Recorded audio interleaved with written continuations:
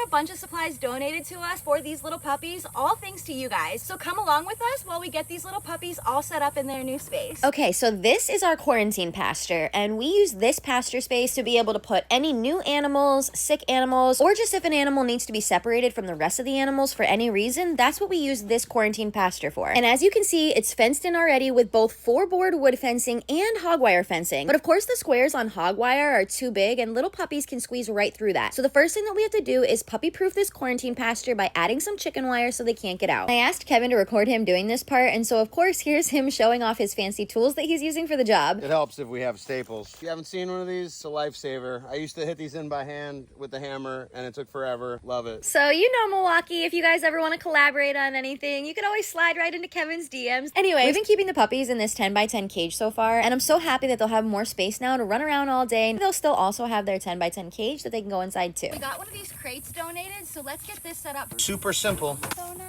So then we got this nice little washable doggy bed. This will probably be their first time sleeping on a real bed. I highly doubt the person that dumped them on the streets ever had a bed for them. That was a kennel bed, and this one is an outdoor bed. So when they're outside, oh, careful. This is a raised cooling bed. You guys can get off the dirt onto a nice cooling bed. It's mesh, so it's breathable. I'm so grateful to be able to give these puppies things like comfy crate beds and cooling beds, thanks to those that donated to help get these puppies set up while we foster them. You could just see how grateful they are too. So about this point, it was getting ridiculously hot, so we ran and grabbed our huge industrial commercial fan. And thanks to Sydney Moss donating this awesome 500-foot long extension cord, we're able to run power all the way out to our quarantine pasture, which of course is the furthest area away from everything. I mean, it's our quarantine pasture. I literally just ran 500 feet across the yard to plug it into the wall, only to find out that I brought the side of the plug that gets plugged into and not the side of the plug that does the plugging in. So I had to turn around and run 500 feet back to the quarantine pasture to switch the sides of the plug and run 500 feet back. All right, so now to make their cage a little bit more homey feeling, we laid a pee-pee pad down, and these crates come with these tiny little bowls that hold like 2 sips of water and spill all over the inside of the crates. But thankfully, someone donated these nice deep stainless steel bowls as well. So if we've got to shut them inside the crate, they're guaranteed to have water. And we were actually blessed to be able to get a couple of these outdoor dog beds donated so that they have plenty of bed space for everyone. When we first found these puppies, they were so scared of everything, and now they're just so excited and happy. And when I brought out the toys and treats that you guys sent us for them, they're finally acting like puppies, running all around excited and playing, and every single tail is wagging. Get a bed